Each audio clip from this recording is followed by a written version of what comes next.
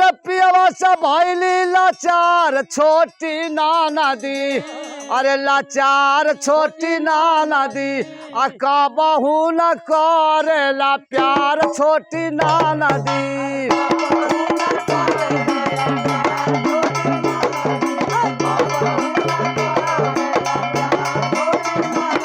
अरे का बहू न करेला प्यार छोटी नाना दी।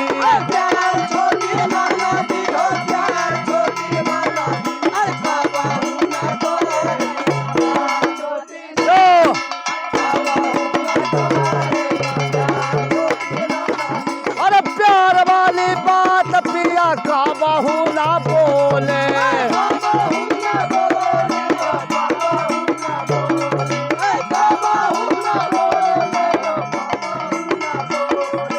केतनो जगह है और केतनो जगह रतिया ही लेना डोले।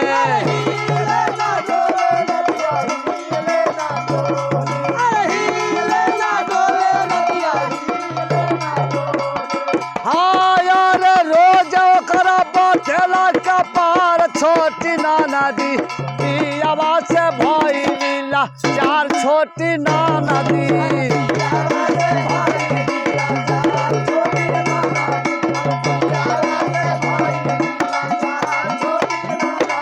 अरे पियवा से भइली लाचार छोटी नाना दी।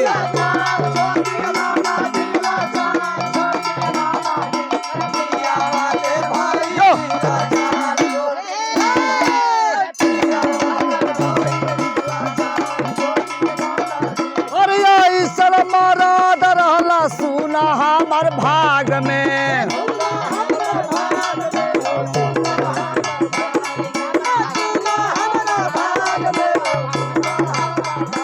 और जरता जीव हम जवानी के आग में।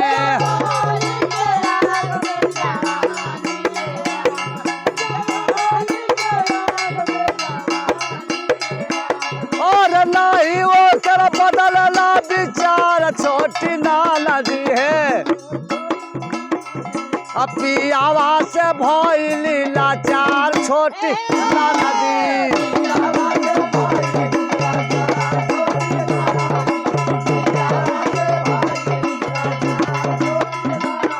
अरे पियावा से भइली लाचार छोटी नाना दी।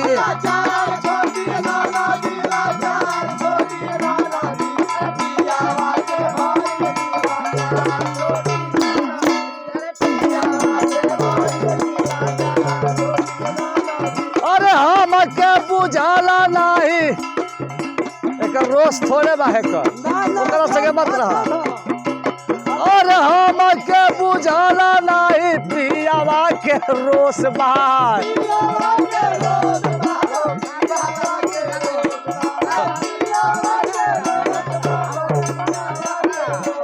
अरे कहा कभी मूला जी की समत के दोष बा,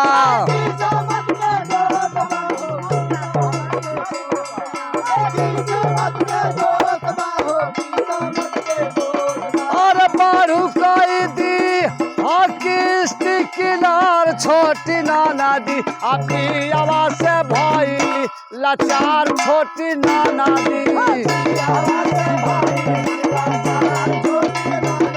अरे पियावा